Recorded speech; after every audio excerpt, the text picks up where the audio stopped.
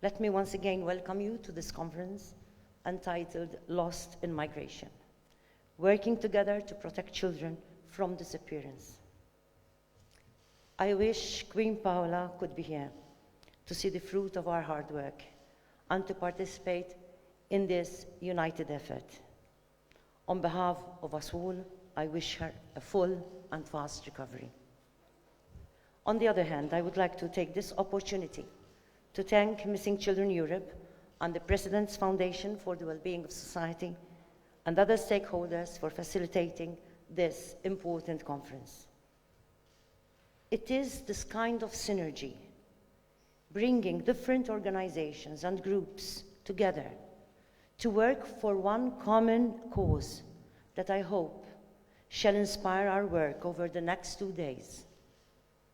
Thanks to Missing Children Europe, we have a much-needed opportunity to highlight the uncertainty faced by the thousands of children who go missing as a result of migration. Furthermore, I note with satisfaction that the recommendations that will be extracted from our conference shall be presented by the President of Missing Children Europe and the Director General of the President's Foundation at the ongoing informal meetings being held in Malta by the European Ministers of Home Affairs and Ministers of Justice. The well-being of migrant children must be a top priority on our national agenda and global agendas, especially because the phenomenon of migration will only increase in importance over the coming decades. I truly believe that we must work together on approaches that proactively respond to the realities of migration. We must have one voice, emphasizing the need for policies and strategies that are driven by our shared commitment to vulnerable children and their families. Unfortunately, many countries are still not adequately equipped to effectively address the growing numbers of refugees and migrants. As a result, social tensions are increasing. National and international support systems, where they exist, are struggling to provide effective outreach. Thousands of unaccompanied asylum-seeking children are getting lost because of failing systems. We cannot continue to allow quite a percentage of European funds which are dedicated to provide assistance and support to migrant children to continue being swallowed up by bureaucratic processes. Rather, they must be channeled into direct actions which respond to the real needs of unaccompanied children. We cannot allow the fundamental rights of children to be compromised.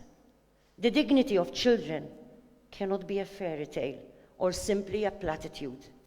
It must be a lived reality, experienced by each and every child who forms part of our global family. Unaccompanied children are particularly vulnerable to abuses of their fundamental rights. They stand more risk of going missing because they have no access to parental care. They experience intersectional vulnerability due to their age, the uncertainty of their status, and their position as migrants. As we all know, unaccompanied children are more exposed to harm and exploitation. Furthermore, they are targets of sexual violence and contemporary forms of slavery. According to the United Nations Office of the Special Rapporteur, and we have the privilege to have the Special Rapporteur, on sale of children, child prostitution and child pornography. I'm sure, Maud, you can tell us much more. Children have been particularly affected by a rise in human trafficking across Europe. Children are taken advantage of with these deceptive promises of a better and safer future. We must be vociferous in calling for systems and structures which can meet the material needs of our children, including suitable accommodation, food, and essential medical and psychosocial care. Moreover, we must also address the social and educational needs of every child. We must provide psychosocial support alongside crucial information about and meaningful access to their rights. The lack of a unified and effective policy or strategy that is able to consistently provide safety for unaccompanied children who are seeking refuge in European countries is proof of the lack of solidarity, which is at the root of our concern. Unaccompanied children caught up in the migration tragedy unfolding across our borders cannot be ignored. We in the Mediterranean continue to have a first-hand experience of the horrors endured by children during migration. They cannot be forgotten. If a child from our own families goes missing, the world stops. We do all that is within our power to secure the well-being and the safe return of the child. Why then do our authorities not feel that same sense of urgency when it comes to the unaccompanied migrant child? I believe that it is up to civil society to supply the social conscience that seems, I'm sad to say, in increasingly short supply. Alarming statistics from Europol, UNICEF, IOM, and UNHCR show that disappearances of unaccompanied children are on the increase.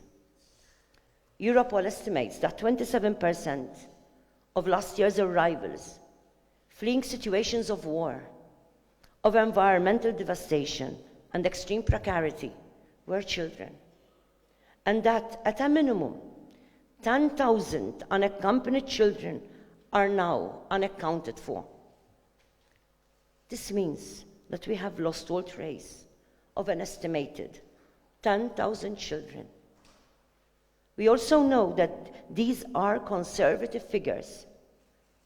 It is a source of shame that in 2017, even as many as 10,000 refugee children are missing. Even one single child is too many. Where is the self-described safety and prosperity of which we are so proud of as Europeans? Where is the solidarity upon which our European Union was founded?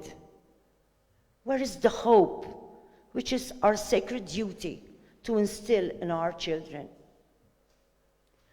I believe that now is the time for us to make more concrete efforts to work together as organizations, as nations, and as people of goodwill to intensify our collaboration across borders and sectors.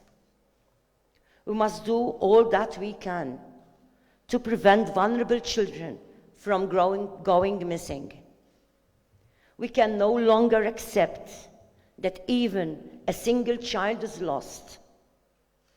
Unaccompanied migrant children are entirely dependent on our governments, our authorities, and our policies. They are entirely dependent on us. It is our responsibility to motivate and sustain the necessary political will. It is our responsibility to find collaborative ways to reinforce effective and united strategies that safeguard children's well-being, strategies that respect and enforce their rights in full accordance with the United Nations Convention on the Rights of the Child. Furthermore, Article 7 of the CRC enshrines a child's right to a nationality, which is being denied to vulnerable children by our very own systems, which should protect their rights. We cannot go on creating a missing generation of young people. We must persuade our European family of nations to see the benefits and the potential in taking decisions and promoting policies that regularize and safeguard the well-being of every child. In one of its latest reports on relocation and resettlement, the European Commission recommended an intensification of its efforts to relocate and resettle unaccompanied children. However, a lot has yet to be done for such programs to meaningfully meet the many and varied demands of asylum-seeking children. For this reason, deeper coordination between governments and agencies at both a national and transnational level is essential. I believe that we must now secure a holistic policy which is based on long-term cooperation between all stakeholders. Responsibilities for the safety of children must be shared between us to produce and successfully implement a pan-European policy. While I was Minister of the Family and Social Solidarity, I met with a young Syrian refugee called Mohammed, a 7-year-old boy who had seen his entire family drown in the Mediterranean Sea. Thanks to the collaborative efforts of Red Cross, UNHCR Malta, and other stakeholders, Mohammed was eventually reunited with his uncle. Mohammed's experience is proof of the beneficial change that we can achieve by working together and sharing our resources and efforts. More recently, the President's office was approached by a young Syrian man who came to Malta as an unaccompanied child. He had fallen through the cracks in our system and told me that he was separated from his family, engaging in precarious work and lacking the necessary support. Thanks to the united efforts of a team of professionals working together on his behalf, we are addressing his case for reunification, while also opening opportunities for dignified employment and psychosocial care.